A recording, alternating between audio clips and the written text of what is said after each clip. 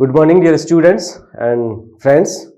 Today I am present here on the topic of management, and especially I will discuss on the principles of management. Myself, Gyan Prakash Yadav, Assistant Professor, UP Rajarsi Tandon Open University, Prayagraj. Let us start with the management. So, what is the concept and nature of management? Friends, generally we find the management in the whole universe, and it was present from the beginning of the society or the beginning of the humanity. The whole universe is a very good example of the management, and even our own body is also a very good example of the management. Generally we say the management of this organization is very good. The management of that party was very well. So what is these things? Actually, these are the concepts of management, and we generally or we daily see such type of things in the environment or in the organizations. So if we talk about the concept of the management, so we can say the management can be defined as the attainment of goals in an effective and efficient manner through planning, organizing, staffing, directing and controlling. So, we are looking to attain the goals. There are some certain goals in the management and we are trying to achieve these goals. The another one, the management is a process that optimizes resources for effective achievement of goals. Means we are optimizing the resources. In the economics, it is found that there are 5 factors of production: man, money, machine, material and method. In these factors of productions, in the management we talk about the man, because this is the crucial factor which can be trained, which will be developed. So this is the very important and very crucial resource or the factor. If we are developing, if we are managing this factor, then we will find that results, it will be different.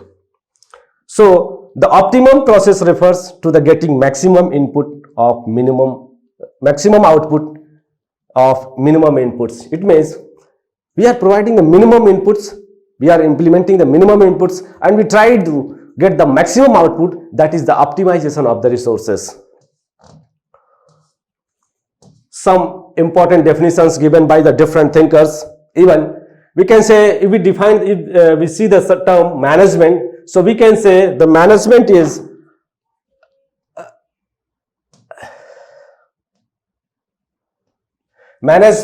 we can divide it into the manage, men and T. We can divide the management into 3 terms. Management T means management tactfully. So we are going to manage the man tactfully. We are not going to manage the men ordinarily. Once we are using some specific techniques, some tactfully we are going to manage, then we will find this is the management. We can say this is the management. So management is a distinct process consisting of activities of planning, organizing, actuating and controlling performed to determine and accomplish stated objectives with the use of human beings and other resources. This was definition given by Terry and Franklin. It's a very good definition. Covers all the aspects of the management, because this is a process of consisting of activities of planning, organizing, actuating and controlling performed to determine and accomplish stated objectives. Because we are working, we are doing to achieve some objective. Every organization or any institution has some certain objectives and we are looking to achieve the objectives, and a management is an activity who is helpful or who is providing, who is facilitating to achieve those objectives. In the words of Mary Parker Follett, it's a very simple definition. The management is the art of getting things done through people in organizations. Means we are trying to achieve the objectives of the organization with the help of peoples in the organization. Management is an art of knowing what is to be done and seeing that it is done in the best possible manner. F.W. Taylor. The definition is given by F.W. Taylor, Frederick Winslow Taylor, who told that management is an art of knowing what is to be done and seeing that it is done in the best possible manner. Another definition by Henry Fayol: management is to focus, to plan, to organize, to coordinate and control activities of others. Means if we are controlling, if we are planning, if we are organizing and we are trying to control the activities of others, then it is the management. The last one, this is the definition given by Harold and Kuntz. It's a very popular definition. Management is the creation and maintenance of an internal environment in an enterprise where individuals working in groups can be performed efficiently and effectively towards the attainment of group goals. Actually, the organization had some group goals. We are not talking about the individual goals. Individually, the man was able to manage the things. There was no need of any organization to achieve the individual goals. But we are looking the organizational goals. That's why we had framed the organization, because our goals and objectives are some higher. We will talk about the concept of management. So we can say the management is an activity. In the organizations or at any place, we can say the management is an activity because of few activities are taking place in the organization or in this discipline. So management is an activity because we are mobilizing the resources, we are coordinating the peoples, we are communicating with the people. So there are so many activities take place in the organization. So management is an activity. Management as an economic resource, like the other resources in the factor of production, I also talked about the man. This is a resource and man is managing the things. So the management is an economic resource. Like the other resources, if the management is very good, management is very effective, very efficient, so the economic activity will take place and it will be a profitable area. Management as a process. Management is also known as a process because of once we are providing the inputs and by the processing we are getting some outputs. This is the management. The modern concept also says the process theory, some inputs are here and we are by the processing of these inputs with the help of some functions we are getting the outputs.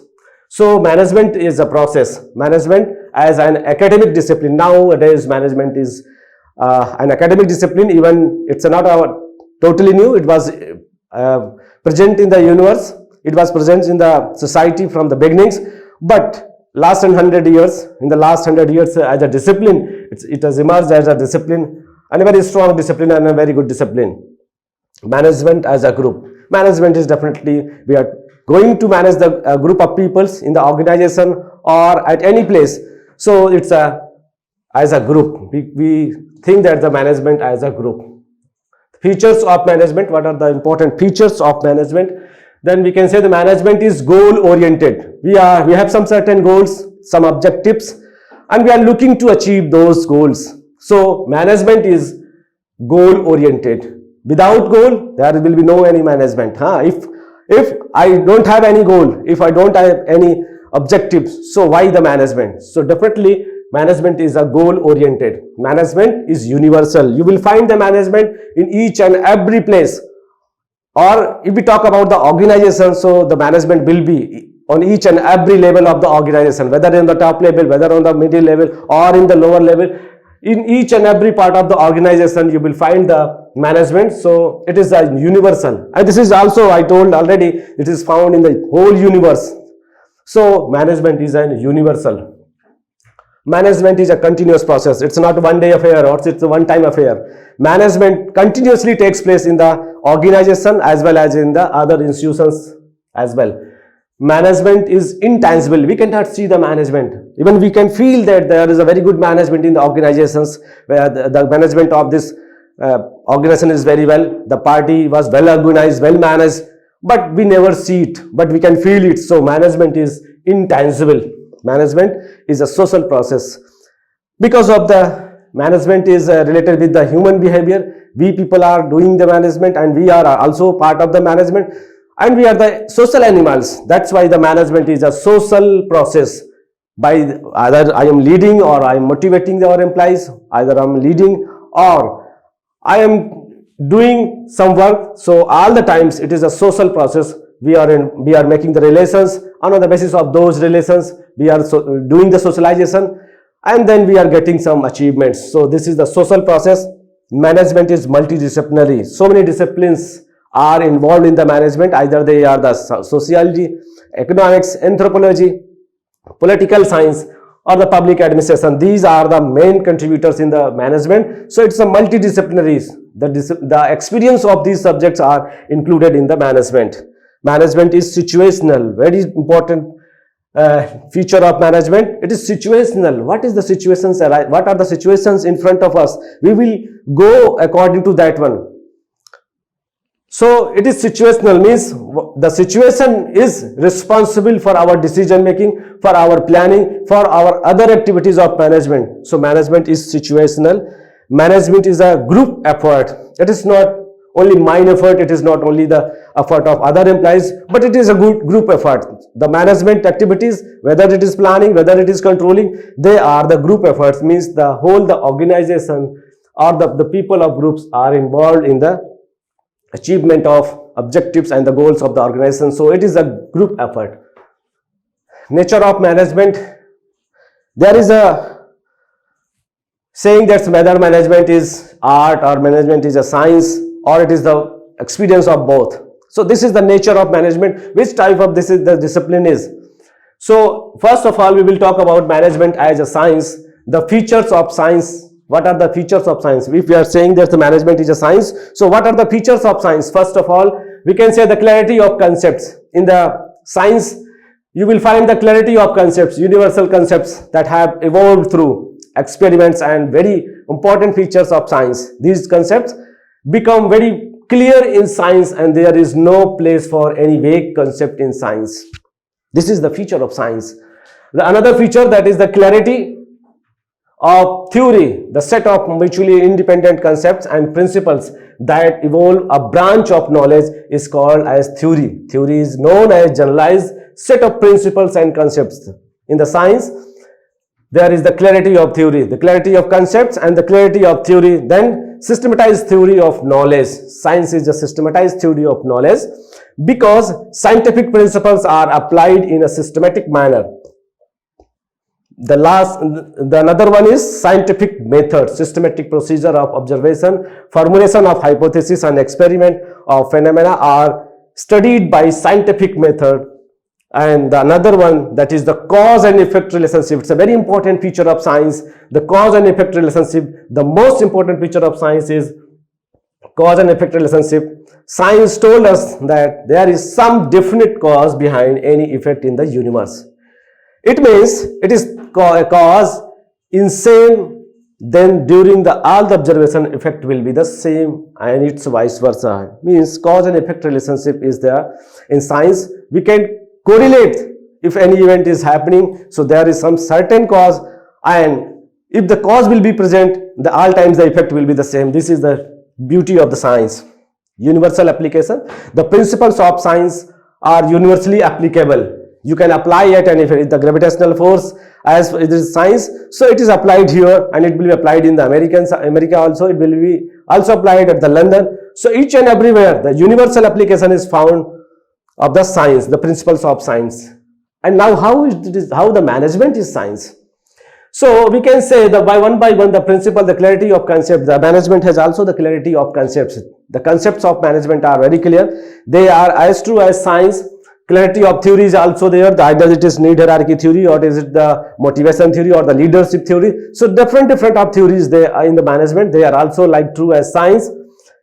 Systematized theory of knowledge. Now it is the management has been handled as the discipline, a new discipline. That's why the systematized theory of knowledge is also being found in the science. Scientific methods.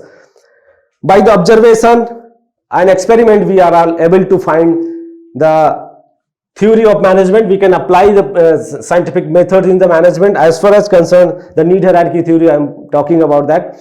So there is the observation. it was observed that the people, why the people are motivated to do the work. By the observation we are getting that, by the experiment we are getting the results, and then we can say that the scientific methods are used in the management. Cause and effect relationship. Once again, I would like to say the need hierarchy theory. There are needs are the cause and effect is the in the form of motivation.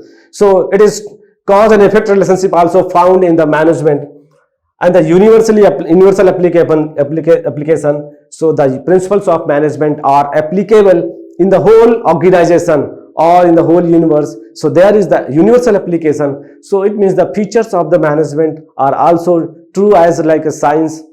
But one thing, what is different with the science, in the cause and effect relationship as far as concerned, there are some cause and you will the cause, and after that you will find some effect. In the management, as far as concerned about the motivation theory, I am talking about the need hierarchy theory. So needs are definitely the cause and the effect is motivation. But in the science, we can measure the exactly, we can find out the gravitational force. Exactly measurement is here, that 9.8 meter per second square, or at any place what will be the gravitational force, or any other concept of the science are we can measure exactly. But in the management we cannot measure it, because of it's an emerging science and it is related with the behavior of the human beings, or it's a behavioral science. So there is no such any method to measure exactly how much a need will motivate me and how much motivate it to you. So there is no any clear cut or exact measurement in the management. That's why it is not a pure science. Now we can talk about it is an art. So what are the features of art? So personal skill. Art is a personal skill. In the art you will find, if you are a very good musician, if you are a very good singer, whatever you are, this is your personal skill. So in the management, this is also found that he is a very good manager. So this is his own caliber, his own capability. That's why we can say this is the personal skill. Practical know-how, you can sing a song. This is your needs a practical. In the art, it's need a practical know-how. कैसे आप कर पाओगे? Practical know-how means how you will do this. Like the same in the management, if the problems are here, the leadership problems are there, motivation problems are here. So how you will deal them? So practical know-how, result oriented. So any art is result oriented. Like the same, the management is also result oriented. We are looking for some results. We are going to motivate the employees. We are leading the employees. We are looking to attain the goals. We are looking for to achieve the objectives. So each and every time we are the result oriented. So management is result oriented. Creativity is very important feature in the art. So many different things are found in the creativity. Creativity is the doing any work in something different. So in the management practices, if we are doing some creativity, we are handling the peoples in the different way, then they will be motivated, then they will be inspired, their morale will be high. So creativity is very important in the arts and also in the management. Continuous practice for perfection. Any art, any person who is expert in the arts or in the art, it needs a very good continuous practice for the perfection. The singers, they sing daily, they practice daily. Or the other persons who are involved in the art, they are doing the art, they are sketching or other things. What the arts, the classical arts are there, though it needs continuous perfection, continuous practice for perfection. And in the management, it's also required a continuous practice for the perfection. The management who is involved in the decision making, who is taking the decisions, who is planning, who are formulating the plans. So continuously if he is practicing, then he will be the perfect of doing all these things. He will be perfect in the decision making, he will be perfect in the planning. But if he is not doing so, there will be the question marks. So management is also an art, and some features are because of the following reasons. What the reasons are why we can say the management is an art. The application of his skill and knowledge by manager to coordinate the efforts of his subordinates is like an art.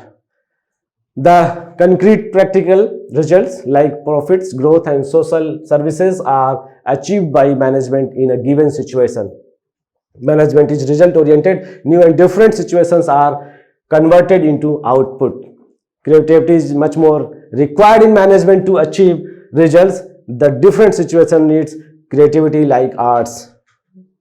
In the decision making, you will find that different cases will be in front of the managers. So situations will be different. So it needs creativity to handle the problems. The continuous practice is required to achieve the perfection in management. So these are the features of art. So we can say the management is a soft science or management is an exact science, because it is not the principles of management are true like the science principles of science, but there is not any exact measurement in the principles of management. While there is exact measurement, or in the quantitative terms, we can measure the principles of science, or the principles of science are accurate in the measurement, but the principles of management are not accurate. So management is a science, and the principles of management are true like principles of science. Another one, in the science we can measure the quantitative terms, but in management it is not possible, because this is related with the human behavior. I told you this is the human behavior, and what I am behaving here in this environment or in this situation, and what will behave in the same situation after few years or few minutes or the few hours, it is not confirm. Even I don't know what I will behave. So it's really very tough, because this is related with the human behavior. So we cannot measure it. It is not possible to measure in the quantitative terms. Science is present at this level, but if we try to measure the motivation level, or if we want to increase or decrease in the motivation level, then we could not answer that how much needs will be required. Again, there is, because the quantitative measurement is not found, so cause and effect relationship is here, but this cause is how much effect, convert the results for a particular person, and how much convert for the another person, we cannot measure it. It is obvious that management principles are not fully scientific, but there is some part of science in these principles. Therefore, the nature of management is called soft science. As I discuss here, that it's clear that the principles of management has both the quality of science and art. So that's why they are called the soft science. Management as a profession nowadays, it is also found that management is emerged as a profession, and management is as a profession. So what are the features of a profession? Well-defined and organized body of knowledge. In any profession, a well-organized and organized body of knowledge and problems is found to be well equipped with a well-defined and organized body of knowledge. This systematized body of knowledge consists with principles, theories, and techniques. Cause and effect relationships are established by these principles, and they had universal application. I discussed about all these things. They are also the part of the management, or these things are found in the management. Learning and experience, the another feature of profession. Profession is known for its learning and experience. The subject knowledge is provided by education, institutions, and experience also teaches to such professionals. As the managers will get more experience, they will be more effective and expert professionals. As far as learning and experience concerned, definitely in the institutions or in the academic institutions, we are providing the learning, but the experience is also very countable part, and the other managers, the different, so many managers are learning by the experience. Code of ethics. Code of ethics governs the functioning of the professionals. This code of conduct is guiding the professionals to do their activities in very right and effective manner. Management professional also has its code of ethics. There is a code of ethics that we will earn the profit, we will achieve our objectives, we will plan the strategy, but there is the code of ethics we will follow, or the management people will follow the code of ethics. Professional qualification, formal qualification and training is required for a profession. It's the quality of a profession that there should be the formal qualification and training.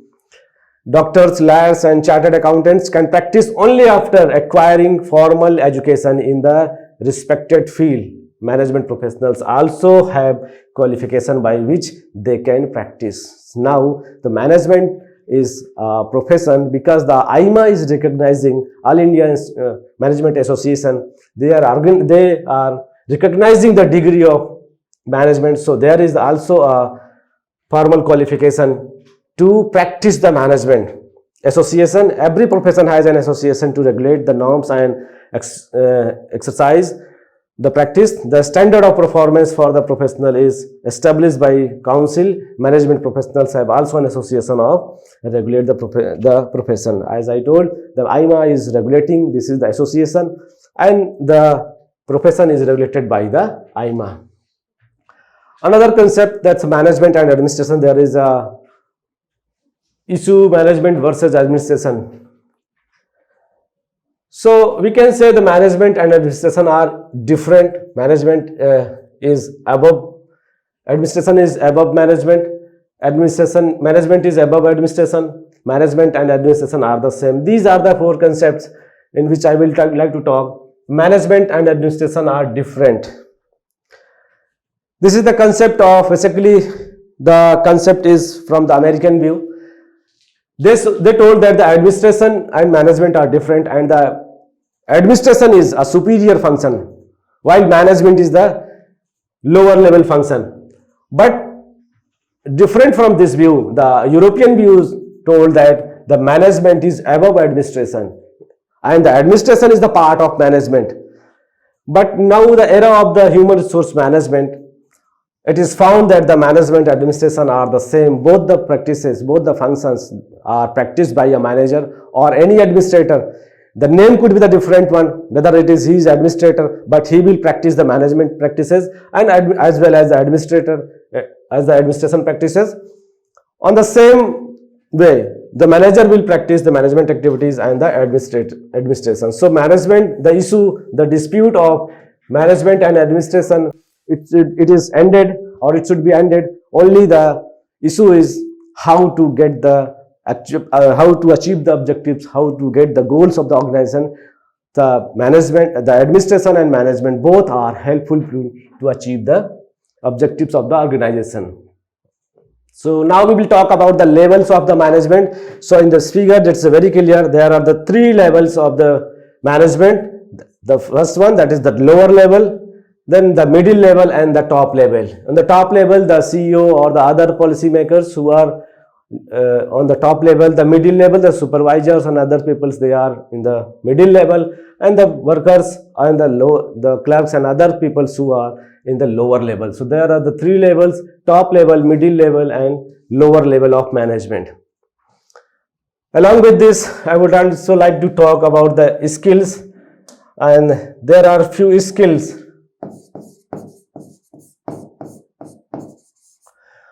There are three types of skills, and these skills are conceptual skill, technical skill and behavioral skill. I'm missing, this was, the word was missing here, the conceptual skill. The skills required for effective management are known as managerial skills. We are trying to effective management, so we need some skills. These skills are required for each and every level of management. The management skills are conceptual, human and technical. These are three skills: conceptual, human and technical. Conceptual skill, human and the technical. These are the three skills. Even all these skills are needed for every level of management, but degree of these skills varies from level to level. By this figure, we can understand that conceptual skill is much more needed to the top level of managers, while few lesser to the human medium level and a very little bit to the lower level employees. Few part to the top level and the few to the lower level.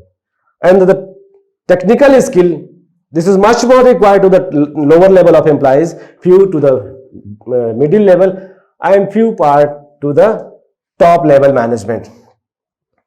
Actually, the top level management is involved in the policy formulation. They are making the plans for the future. They are providing the vision of the organizations.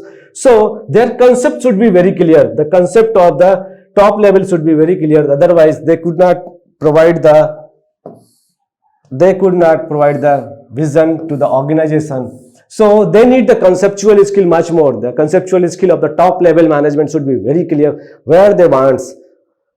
And the human skill, which is required much more to the middle level, because they are working as a bridge between the top level and to the lower level. They are communicating both the levels, so their behavior should be very prompt, their human skill should be very high, or their behavioral skill should be very strong. The technical skill, that it is much more required to the top and lower level or the technical level, because they are directly involved in the operation, the activities, so their technical skill should be very strong. The technical skill is much more required to the lower level. Importance of management. We will talk about the importance of management. What is the importance of management? We are talking much more about the management. So optimum utilization of resources. With the help of management, we can optimize the use of resources. Optimum utilization, already I told that the maximum output with the help of minimum output. That is the optimum utilization. So we are looking, if we are managing the resources in a very right manner, very effective manner, so what will happen? We will use minimum inputs, but we will get maximum output. And this is the objective of the management, economic growth. Why we are doing the management? Why we are practicing the management? Because we are looking for the economic growth. The organization should grow. Once the organization will grow, the economic growth will be there. So the another importance is in the economic growth. Achievement of group goals. We are trying to achieve some group goals. In the organization have some goals, some group goals, and then we have defined some objectives, and we are doing, the whole organization is trying to achieve the group goals. So there is the achievement of group goals. Fulfillment of social obligations. The organization had some social obligations. We are getting some or everything from the society, so we have some social obligations that we will provide to the society. So it fulfills the social obligation. We are providing the help to the people who are not able to help there. So different type of help, different types of social obligations that are fulfilled by the organizations. Meet the challenges of change. It is found that in the environment, in the universe, the change takes place regularly. So how we can meet the challenges of change? So this is the importance of management, that he makes easy or he facilitates to make the changes or challenges of the change. Human development. The ultimately objective of the management is to human development. We are managing our time, money, energy and other resources to develop the human beings. Ultimately, what is the objective is the development of the human beings. Even this is through the organization, that we are using our capability, we are using our knowledge and skill to get the objectives, but by this way we are going for the human development, stability. The whole universe is trying to be stable, and the management is also trying to be stable in the universe. So it is helpful to get the stability in the activities of the peoples or the universe or in the organization. Functional areas of management. We are doing the management, but there are some functional areas. With the help of these functional areas, management works. In these functional areas, the first one, that is the production management, another one, that is marketing management, the financial management and personnel management. These are the four basic functional areas of management. With the help of these functions, the management works. First of all, I'm talking about the production management. Then production or operations management is the area of management, so as to produce the products and services. Their products and services should be available in right quantity and quality at the right time and at the right cost. This is the objective of the production management. It consists of the following activities. What the activities takes place in the production management? Designing the product. First, we are going to design the product. Then location and layout of plant and buildings. Where will be the plant and what will be the layout of the building? We also decide in the production management. Purchase and storage of material. We purchase and store the material because of for the production process. Planning and control of factory operations. The production management also plans and control the factory operations. repairs and maintenance. Regularly it needs the repairs and maintenance in the organization. Inventory control and quality control. It's very important. The inventory, a minimum number of inventory should be in the organization, because this ensures the production process. It makes the production process easy. And the quality control, that's a very important. If the quality is not found in the products, nobody will accept the product. So very important one is the quality control. It is done by the production management. Research and development. Any department in the production management, they go for the research and development, or any department go for the research and development to make the effective use of the resources or to better use of the resources. The another functional area, that is marketing management. And marketing management include the identification of consumers' needs. It's very important, the consumers' need, what the consumer wants, what they needed, and supplying them the products and services which can satisfy those needs. It includes the following activities. The marketing research to determine the needs and expectation of consumers. I told you. Planning and development suitable product. Developing suitable products. What will be the suitable product for the consumers? So we plan and develop the most suitable products to the customers. Fixation of appropriate prices. What will be the appropriate price? Pricing is very important factor. If the prices will be high, the customers will deny the product. So the fixation of appropriate price is very important, and it is done by the marketing department. Selection the right channels of distribution, from where you will promote your product. So right channel of distribution, how you will promote your product and how the product will launch in the market. So it's also decided by the marketing department. And promotional activities through advertisement and salesmanship to communicate with the customers. And now the another function, that is the financial management. Financial management ensures the flow of fund in the business with suitable and fruitful financial policies. It involves the following activities. Different activities are here in the financial management. Estimating the volume of fund required for business. How much fund is required for the business? We determine in the financial management. Then determining the appropriate sources of fund. What will be the appropriate sources of fund? There are so many sources of fund, but what will be the appropriate for the organization? From where he can ensure the profitability and other easy going. So this is done in the financial management. Raising the required fund at the right time. When the fund is required, at that time it is required to raise the fund. So the financial management deals these things. Ensuring proper utilization and allocation of raised funds so as to maintain safety and liquidity of funds. Safety and liquidity of funds is very required. When the liquidity means when it is required in the cash form, you are able to provide them. And the last one, that is administration of earnings. How the organizations are, definitely they are involved in the earnings. So how you will earn, it should be administered by the financial management. And the last one, this is the personnel management.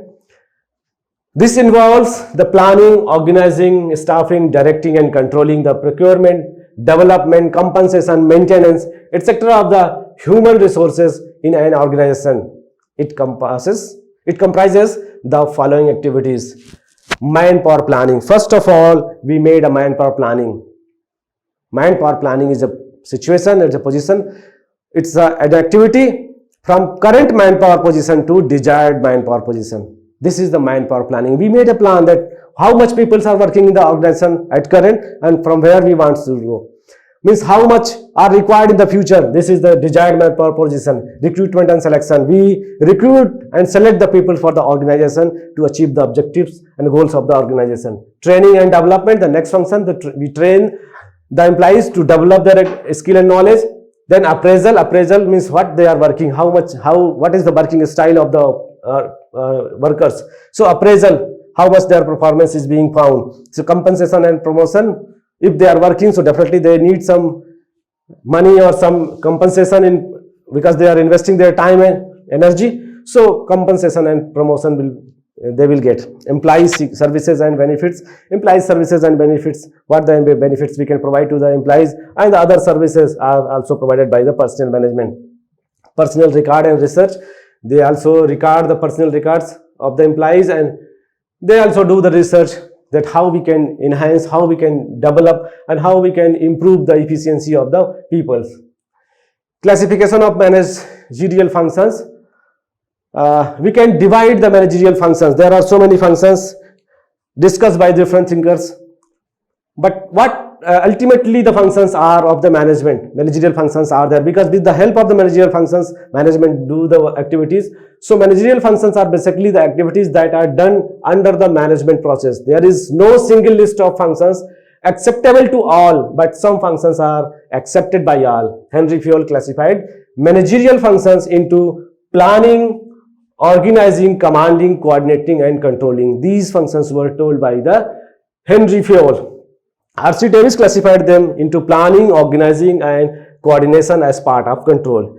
Luther Gulick, he made a very popular keyword, post core, which means planning, P for planning, organizing, O for organizing, S for stopping, D for directing, CO for coordinating, R for reporting, and B for budgeting. This is CO, this is coordinating. Kunz and Donald classified into planning, organizing, staffing, directing, and controlling. Ernest Dale has in addition added innovation and representation. These are the functions given by different thinkers, but ultimately where we all are agree, or the Kunz and O'Donnell says that the planning, organizing, staffing, directing, and controlling, these are basically the 5 functions we will discuss here, and these are the functions who are practiced in the management. This is the management concept or management process. There are the factor of productions, and they are working as the input. Man, money, machine, material, method, they are working as the input. And with the process of management, the planning, organizing, staffing, directing, and controlling, these functions are, with the help of these functions we process the input, and what the output we are getting, the goods and services, productivity, growth, taxes, employment, in the form of employment. Managerial functions, we will talk about the planning. As I discussed the first function, planning is a pre-decided course of action which will take place in future. It deals with the determination of objectives to be achieved and the activities required achieving the objectives. Planning is the primary function of management, followed by other functions. The first function is the planning, and the planning is the process of deciding the objectives to be achieved and selecting the ways and means to achieving the pre-decided objectives. We can say that in the process of decision making regarding what to do, how to do, when to do, and who is to do it. Basically, this is the decision making process. Planning is a decision making process, what to do, how to do, when to do, and who is to do it. Even it precedes all managerial functions, but it is closely related to the controlling. The next function, that is the organizing. Organizing function is used in management in 2 different ways, as a structure and as a process. Once you can say as a structure, the organizing function is also there, and another is that as a process. As a structure, the CEO, the other levels of the post, and then the different from the top to bottom, there are different levels of the authorities and the officers or the managers or the peoples. They are, as a structure, they are organized, and as a process, the other activities of the organization, whether it is a authority responsibility relationship, it's a line and staff relationship, so other things, they are as a process. So we can study in both the form or the collective form of the structure and process. So organizing is creating a structure of relationship, assigning work to people in hierarchy along with authority and responsibility to attain organizational goals. It divided the work into units and assignment of work to each member, defining their relationships with each other to coordinate the work of all members in goal achievement of the organization. Organization is a process determining, arranging, and assigning the activities to be performed for the attainment of goals. So the next function, that is the staffing, is related with the appointment of the people at work. The people who are work. Once you plan, you organize the activities, you define the posts and their authority responsibility relationships. So the next one, that is staffing, because of the organization without peoples or without the man, it is wasteful. So there should be the people who will sit on the positions, who will take the positions, and then the work will be done. So staffing is very important. It is the process of filling vacant positions in the organization structure. There are the organizational structure, but it is very important to put the peoples. So we are providing the peoples with the help of staffing. Staffing is a pervasive and continuous function that ensures the right kind of people at right time on appropriate job. It's a continuous process. People will come and they will leave the organizations. So continuously the process takes place. Once the person is not here, so you will go for another, again for the staffing. So continuously the process takes on. It's going on. The few are coming, few are leaving the organization. So you need a right kind of people at the right time on the right job. So staffing do this. The staffing involves determining the requirement of people at various organizational levels, appointing and retaining them at these levels. These appointed peoples should be retained with the help of training and development. We train and develop the employees to retain the in the organization the peoples. Directing, the another function, the managerial function. This function of management in which the peoples are guided, motivated and directed to managers. We direct. Once you are appointed, once you are planned, organized and staffed or appointed in the post, so you must be directed. Where will be your direction, where you will go, what you will do. So the direction is required. So in the function of directing, we provide them so what you have to do and what you will do. They are led by managers to achieve the organizational goals. The plans are being into action by the process of supervision, communication, leadership, motivation and team building among the peoples of the organization. Basically, what we will study in the staff, in the directing, that is the communication, supervision, leadership, motivation. These are the very important techniques. With the help of these, our manager or the leader direct his subordinates to achieve the goals. Then last function, that is the controlling. It's a very important function. It's very much related with the planning. This function is very last function, the managerial function, by which it is ensured that whether the objectives laid in the planning function are successfully achieved or not. Because we had made some plan and we are looking for some objectives or the goals to achieve. So in the controlling, we even try to ensure whether we are up to the mark or not, we are able to achieve our goals or not. The main step of controlling are setting the standard of performance. How this process takes place, the controlling process. So first of all, we set the standard of performance, how much performance employee should perform. So first of all, we made the standard, then measuring the actual performance of the employee, how much, what is his performance, what the performance is given by the employee. Then comparing it with the standard performance, we made a comparison with the standard performance. We fixed the standard, and what the actual performance given by the employee, we made the comparison. And if find the deviations, what are the deviations made by the employee, and then taking corrective measures to remove these deviations. It is very important to remove the deviations because the employee is suffering, he is deviating with his performance, so it must be avoided, or we should overcome with this problem, so with this issue. So that's why it is very important to remove the deviations. This is closely related with the planning I told earlier. Managerial function and managerial levels, again we can make a comparison. The planning is much more required to top level management, organizing some little part, then staffing, then it's a decreasing order, then directing and the controlling. Planning is because the top level is involved in the strategy formulation. They are planning, they are making the strategy. So it's much more required to top level, and the middle level and lower level is required much more controlling. It's not very important here. Scientific management. This was the management theory. But now I would like to talk few thinkers, only the 4 thinkers I will discuss here. Which one? The scientific management theory. It's a very important theory. It's given by the F.W. Taylor. The theory of Taylor is based on his work experience in 3 companies: Midwell Steel, Siemens Rolling Machine Company, and Bethlehem Steel. In these 3 he worked, and after the experience of these 3, on the basis of the experience of these 3, he gave the theory, the principles. Taylor defined management as the art of knowing exactly what you want men to do and seeing that they do it in the best and cheapest way. This was the definition given by Taylor. to see the management. Taylor's philosophy and principles are discussed in his book Principles of Management, published in 1911. These principles of scientific management are as follows. Develop a true science for each element of a worker's job to replace rule of thumb. Taylor described that develop a true science. It's a real science because he was an engineer, he was a scientific background people, so definitely he was seeing the science. So he told that develop a true science in spite of rule of thumb.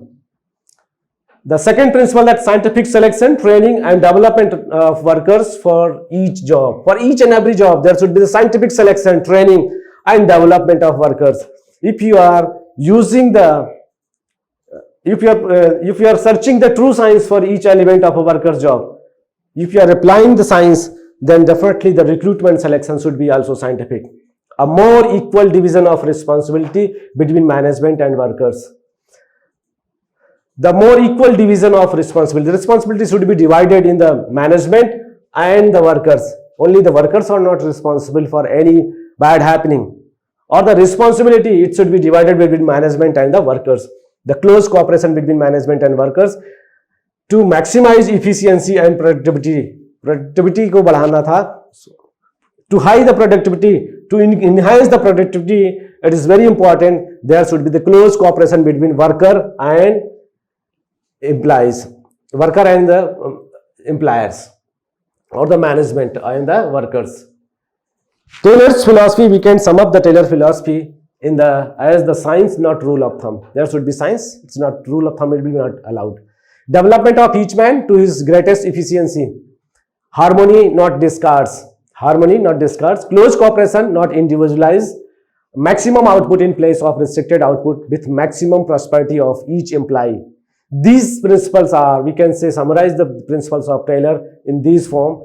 There should be science, not rule of thumb. Develop each of science, development of each man to his greatest efficiency. Harmony, not discards. There was time when there was not a harmony on the environment. So that's why he discussed about the harmony, not discards. The productivity was also a big issue at that time. So he told that the maximum output should be there because of the most of the disputes are due to the division of the profit, and the profit will be high. So there will be no issue for the division of profit. So the strikes and other things will not take place in the organization. But Taylor told that these principles are applied or will be applied only when there will be the mental revolution. So mental revolution, he told about the mental revolution, and he told that this is the philosophy of the scientific management.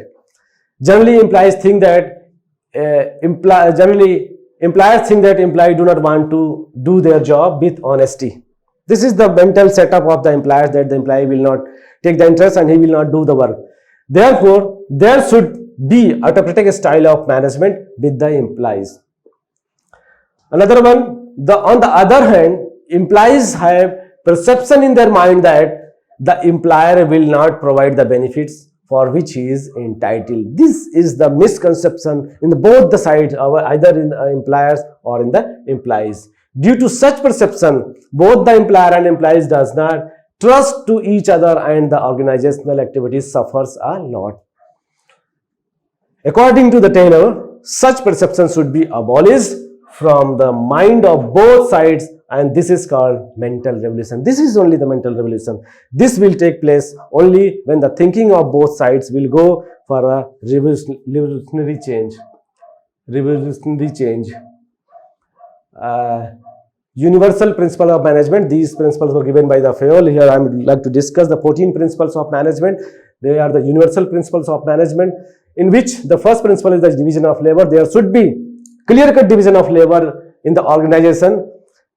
This is the first principle of the Fayol. Then he told about the parity of authority and responsibility. The authority and responsibility carry together in the organization. You cannot provide the person only authority who is not responsible, and if any person is responsible, then authorities must be given to him. The discipline is very important. Any organization, without discipline, any organization cannot survive. So it's very important that the employees will follow the rules of the organization, or the discipline will be followed there. Unity of command. It is very important principle, that according to this principle, person should get orders and instruction from only one superior.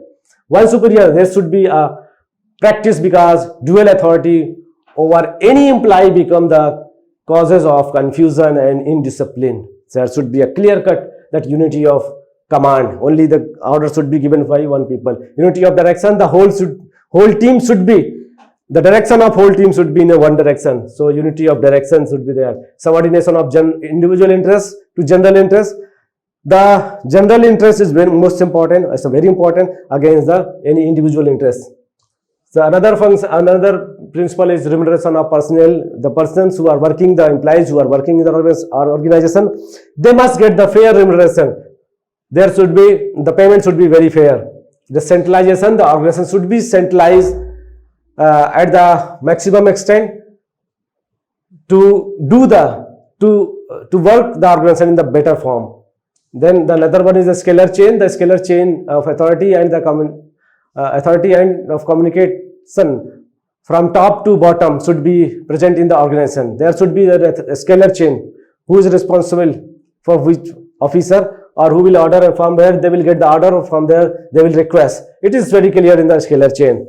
Order, everything should be in the order in the organizations. All the things should be in a very right and effective manner and effective order. Equity is very important. Every employee is equal for the organization. There should be no anyone biasness on the other grounds. Stability of tenure. The tenure of the employees should be some stable. It should not be, it should be 1 year, 2 year, or what the time the management decides, but there should be some stability in the tenure of the employees. Initiative is very important feature of the organization. Manager encourages to their employees for initiative within the limits of authority and discipline. Initiative provides better solution and understanding about the organization. And the last principle, the 14th principle, the last, spirit decoupes. And spirit decoupes means the union is strength. Means if the organization is unite, then they will work as a strength.